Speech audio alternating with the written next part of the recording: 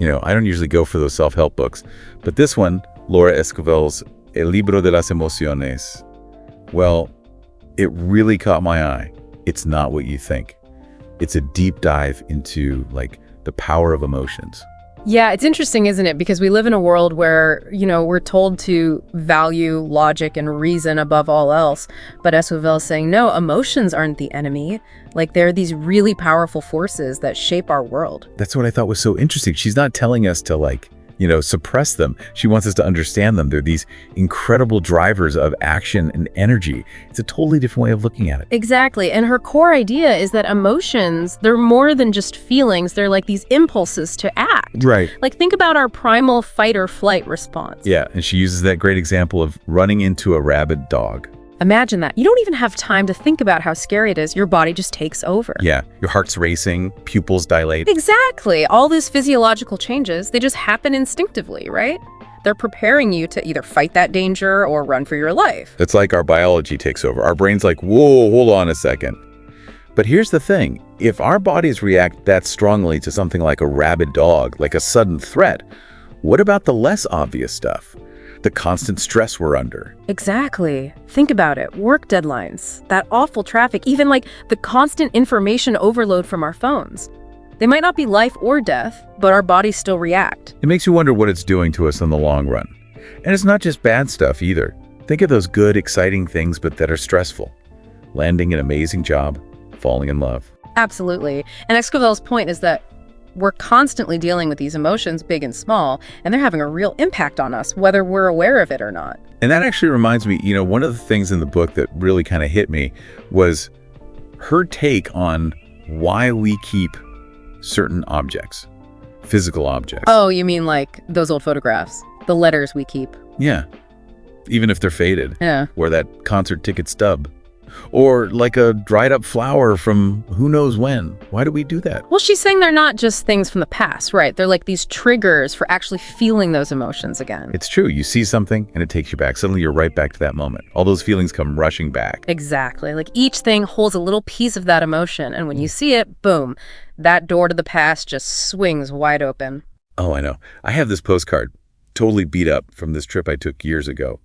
It's nothing special to look at, really. But when I see it, I'm right back in that cafe. The sun, the smell of the espresso. It's incredible, isn't it, how our surroundings, our senses, they're all tied up with how we feel. But it gets even more interesting. She says this connection, it's not just our own experiences. Mm-hmm. Emotions themselves, they can actually be transmitted from one person to another. You mean how yawns are contagious? Exactly. Or think about, you walk into a room and you can just feel it. Someone's upset or angry, the whole mood changes. Oh yeah, you can just feel the tension. And this is where she brings in that story about the laughter epidemic. Oh my gosh, yes. It's like something out of a movie. Right.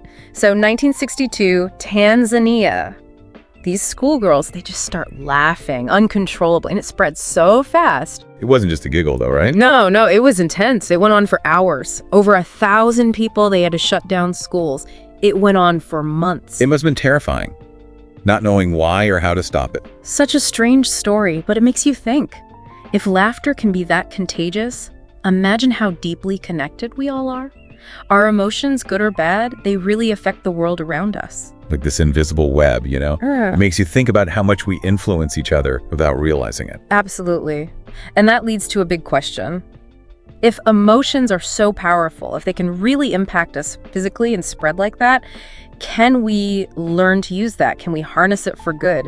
Can we use it to heal, to grow? And that's something Esquivel really explores, and we'll get into that right after this. Okay, I gotta be honest. When she started talking about emotions being able to, heal, I wasn't so sure about that. Yeah, I get it.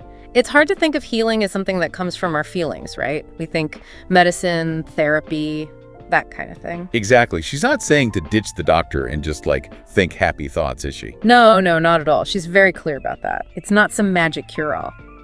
But she does bring up this whole idea of the mind-body connection, that our emotional state, it really does play a part in our overall health. Right, because we've all felt it, right? The way stress just turns into headaches, or your stomach hurts, or you can't sleep. Exactly. And then think about the opposite. When you have a good laugh or spend time outside, how good that feels. Or just connecting with people you love, it gives you energy. So how we feel really does affect us physically. Exactly. And Esquivel talks about some really interesting stuff, like how they're using laughter therapy in hospitals now, and how stress can actually weaken your immune system. Huh. There's more and more research on it. Wow. So laughter really could be good medicine. It's pretty amazing, right? If we could just learn to manage our emotions better, maybe we could actually use them to feel better. Like we've got this powerful tool, but nobody ever told us how to use it. I like that. That's a great way to put it. And it goes even further. She says, understanding our emotions can even help us deal with the world in a stronger way. What do you mean? Well, think about it. How often are our emotions being used? Advertisers do it, politicians use them, even in our relationships, there's that push and pull. Oh, absolutely. I've definitely gotten caught up in something totally emotional and then later realized, wait, it wasn't even really about that. Exactly. And that's what's so helpful about what Esquivel's saying. When you really get to know your own emotions and how they're affected by things around you, it's like you can't be tricked as easily. You can actually choose how you react. You're more in control. Exactly. It's not about pretending we don't have emotions. It's more like being aware of them so we can decide how to deal with them. And one of the simplest things she talks about is just paying attention. Paying attention. Yeah, just noticing how you feel in different situations. What makes you happy? What makes you mad or sad? How do certain people or places make you feel? Just notice it.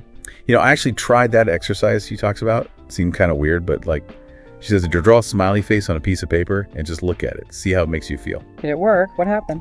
You know what? I kind of think it did. It wasn't life-changing, but I definitely felt more aware. Even little things can affect your mood. It reminded me that I could actually choose how I feel more than I realize. That's great. And that's really what it's all about. It's not about denying our emotions. It's about knowing them so we can choose how to respond to them. So what should our listeners take away from all this? Well, Esquivel leaves us with this question, and it's something I think we can all think about.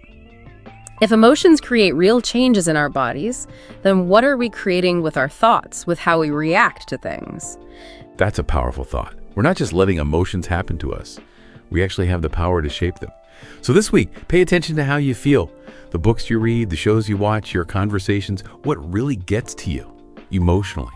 And how can you use that to make different choices? That's it for us. Keep exploring, keep asking questions, and we'll see you next time.